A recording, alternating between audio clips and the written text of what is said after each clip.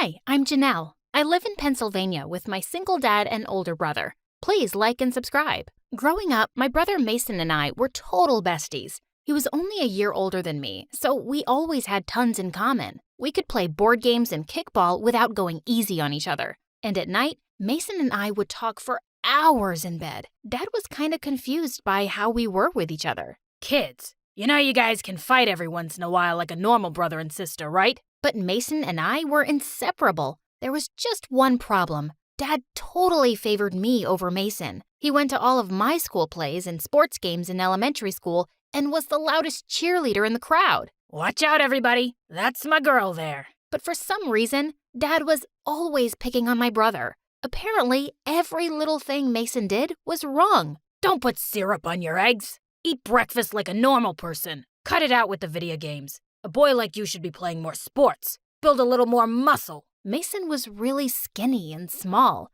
People often thought I was way older than him. He would always come to me whenever Dad would upset him. Why does Dad hate me so much? What's wrong with me? Nothing's wrong with you. You're perfect. Dad's just weird. But halfway through 8th grade, I got a taste of what Mason was going through. I had a huge growth spurt, and suddenly, I was taller than all the boys and girls in my class. Everyone started acting like I was some alien. Have you ever bumped your head on the ceiling? What? That's not even possible. I can barely see past her chin. But Mason always came to my rescue when kids were annoying me. Who cares if Janelle's tall? She looks older and prettier than all of you. But deep down, I think Mason was relieved that my life wasn't perfect at school. At least we were more equal that way, because at home, Dad seemed to love me even more now because I was so tall. Tall people can get anything they want. She could be a supermodel or a basketball player. Endless possibilities. But then one day in 8th grade,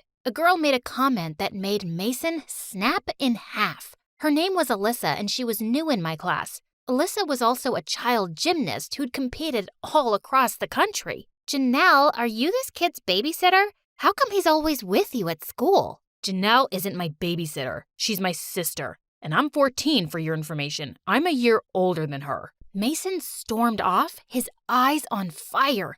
I hated being called Mason's babysitter too, but why did he care so much? That night, I noticed Mason scribbling away in a notebook after dinner, not looking up once while we watched TV together. Mason, what are you writing? Nothing. Don't look. But I couldn't stop wondering what Mason was hiding from me, and if he was okay. So after he was asleep, I crept into his room and reached for his notebook, and I couldn't believe my eyes. Mason had written tons of love poems for Alyssa. They were beautiful. I had to convince him to show them to her. Alyssa needed to know how sweet my brother was. But the next day, I found him in a corner of the playground, wrestling a bunch of guys while some kids cheered from the sides. Mason, what are you doing? We're having a wrestling match. Suddenly, I spotted Alyssa among the crowd. Was this how Mason was trying to impress her? And he was just getting his butt beaten. Hey, Mason, how about you wrestle your sister? Yeah, come on, Mason. Let's wrestle. Mason didn't look too happy about it, but I planned to make him win. 10 seconds into the match, he suddenly tripped over my shoe. He fell face first onto the ground, and it looked like I'd won instantly.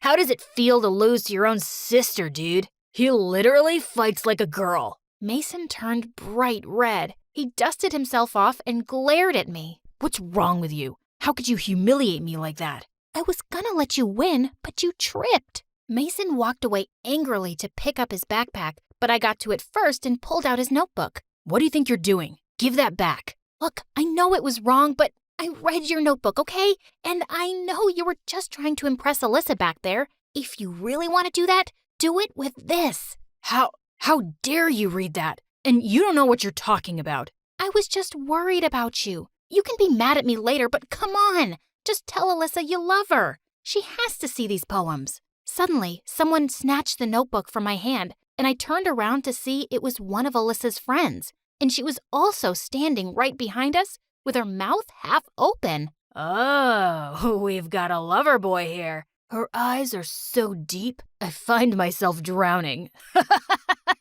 What is this lameness? Mason snatched the notebook from him, and he gave me a look of hatred as he fought back angry tears and ran away. I felt terrible. This is not how I'd meant for things to go. It took Mason a week to even look at me. He forgave me eventually, but after that day, things changed between us. We didn't talk or hang out much anymore. Instead, I became best friends with Alyssa. She never mentioned the playground incident, but I was still hoping I could somehow set her up with Mason one day. We started hanging out all the time, and one day she even took me to her gymnastics practice. I was standing on the side when suddenly Alyssa's coach pointed to me. Hey, you. Are you also a gymnastics student?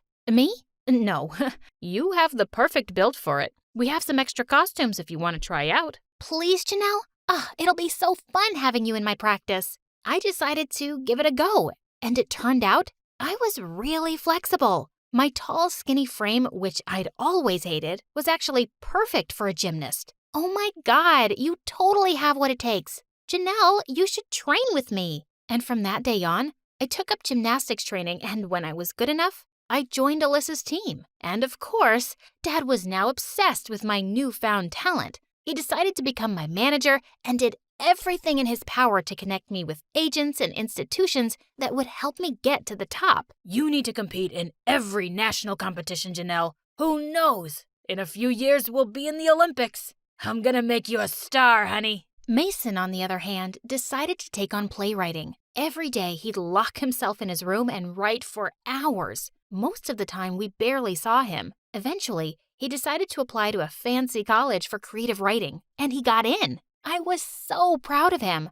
but unfortunately, Dad wasn't as supportive as his dreams as mine. You want to be a writer? Might as well live in my basement for the rest of your life. I'm not paying for any hippie writing school. But this is my dream, Dad. To be useless is your dream? Look at Janelle. She's just entering into a competition with Alyssa, and it has a prize of $50,000. She's already going places, and you're just asking me for money for a stupid profession. This is a huge opportunity for Mason. You have to help him out, Dad. He's got to figure it out for himself. I couldn't care less. And he just walked away. Mason, don't worry. I have a plan. If I win this competition, I can pay for your school. Whatever, Janelle. It doesn't matter. I don't matter. Dad has always made that very clear. You matter to me. But Mason just walked away and locked himself in his bedroom. I slipped him notes underneath his door, but he refused to talk to me. I had to get that $50,000. I trained every morning with Alyssa until the day of the competition. Dad decided at some point he was going to coach me as well as manage me.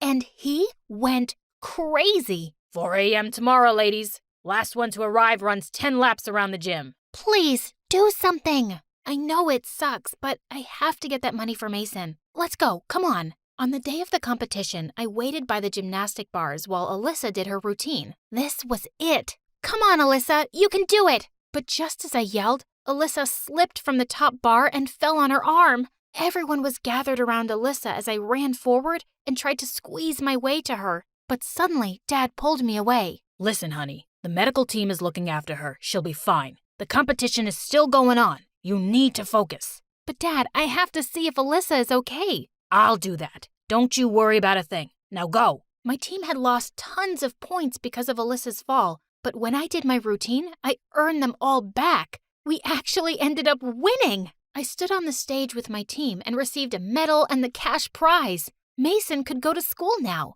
but I couldn't stop thinking about Alyssa and I ran off to visit her at the hospital right after the competition. But when I arrived, Alyssa was already there with another visitor, my brother. Mason, what are you doing here? He came to check on me right after I broke my arm. Mason's been with me all day. Alyssa, you know I would have come for you too if I didn't have to perform. Just then, Mason saw the medal around my neck. You won? You didn't come to visit your best friend because you wanted to win? What? No, I wanted to win for all of us. You want to know why I fell, Janelle? The doctor said it was because of exhaustion. I've been competing all my life, but you and your dad pushed me so hard because all you two care about is winning at any cost. You're the reason I got hurt. But I never wanted this to happen to you. I was just trying to help Mason, but I guess I went too far. I left the hospital and ran as fast as I could to the gym. The lights were out and it was empty. I sat alone next to the bars and cried until my head hurt.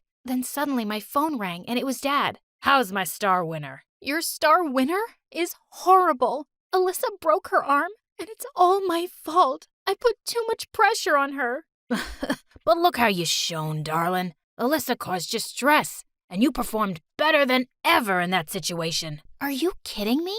You're the reason I was stressed. You wanted me to win so bad so you could have some trophy daughter to brag about. And if I didn't win, Mason couldn't go to school. I know his dreams mean nothing to you, but they mean everything to me. I hung up the phone before Dad could answer. I ran back to the hospital to talk to Alyssa. I know you're mad at me, but I really want to apologize to you. It's okay, Janelle. I'm sorry I got mad before. I know your dad was the one pressuring you and that you were really just trying to help Mason. Really?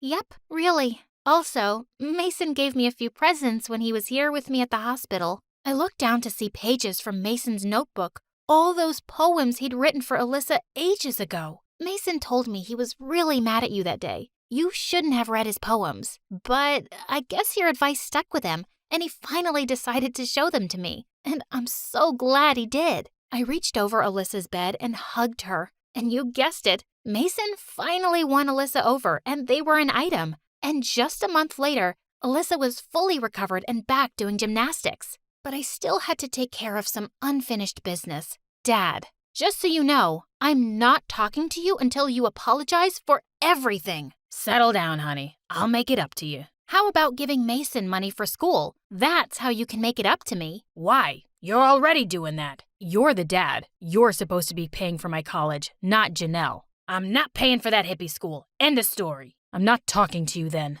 Don't be a drama queen. Your sister doesn't whine like you do. Dad, if you can't support Mason's dreams, I'm not talking to you either. Mason and I both distanced ourselves from Dad, and I paid for Mason's college. While he was becoming a professional writer, I traveled all across America competing in gymnastic tournaments. But one day, I received a surprising email from Mason's university. It said that he hadn't been attending classes for weeks and hadn't been responding to any of their emails either.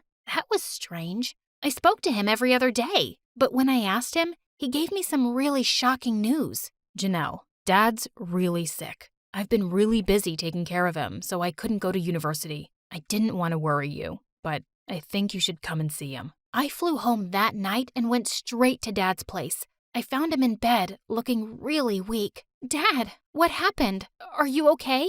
Oh, Janelle, you're here. And yeah, I'm okay. I'm so happy to see you. Mason has been taking real good care of me. He really has, Dad. He's missed some really important stuff at universities just so he could be with you. No, I just did what I had to do. He's my dad. You know, Mason, I've been thinking about some things for a while, and I'm really sorry I was so hard on you. I was only trying to push you to be the best, but I didn't have to. You were always a great kid. Thanks for apologizing, Dad. It really means a lot to me. And me too. I'm so glad you finally see how great Mason is, Dad. You two always looked out for each other, didn't you? I love you kids. We love you too, Dad. And Janelle, I know I don't say it as much as I used to, but you're my best friend, and I love you. I love you too.